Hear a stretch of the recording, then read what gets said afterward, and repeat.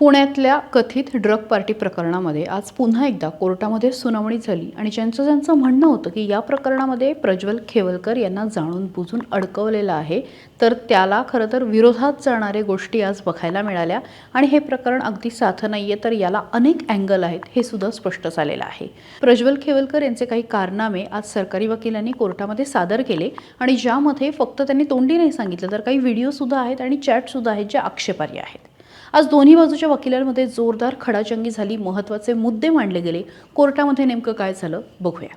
आज पहिला युक्तिवाद जो आहे तो सरकारी वकील असलेल्या ऋषिकेश गानू यांनी केला आणि त्यांच्या म्हणण्यानुसार कोर्टामध्ये प्रज्वल खेवलकर यांच्या कारनाम्याची कुंडलीच एक प्रकारे त्यांनी मांडली.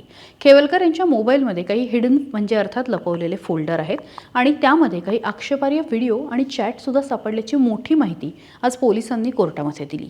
खेवलकर याने एका मुलीचे व्हिडिओ दुसऱ्या आरोपीला पाठवत ऐसा माल चाहिए अशा पद्धतीचा मेसेज केला.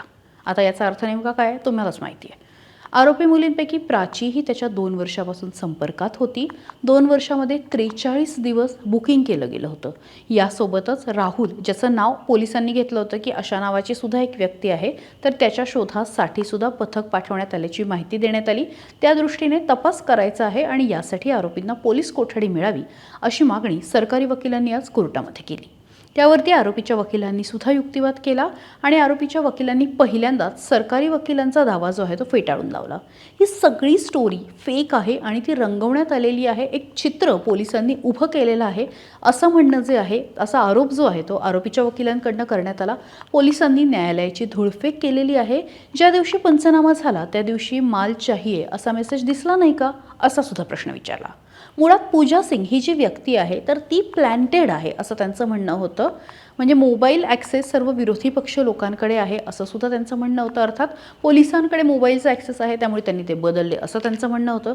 माझे काही पर्सनल व्हिडिओ आहे तो NDPS मधला व्हिडिओ आहे का? NDPS म्हणजे अंमली पदार्थ विरोधी जो कायदा आहे त्याच्याबाबत, आणि NDPS आणि व्हिडिओचा काहीच संबंध नाही. मग तुम्ही जास्त बोलू नका, नाहीतर तुमचे व्हिडिओ व्हायरल केली जाईल अशी धमकी आम्हाला दिली जात होती. आम्हाला म्हणजे आरोपीला, असं आरोपीच्या वकिलांनी म्हटलं. मोबाईलमध्ये काय आहे त्याला आता जास्त महत्त्व नाही. सांगितलेली सगळी कारणं ही चुकीची दाखवण्यात आली आहे. मोबाईलमध्ये चॅट मिळाले आहेत, सायबर सेलचा अहवालही मिळाला आहे, मोबाईल लॅपटॉप तुमच्याकडे आहे. याआधी पोलिसांना 2दा कोठडी दिलेली आहे, त्यामुळे आता पुन्हा कोठडी देण्याचं काय कारण, असा सुद्धा युक्तिवाद जो आहे तो आरोपीच्या वकिलांनी केला.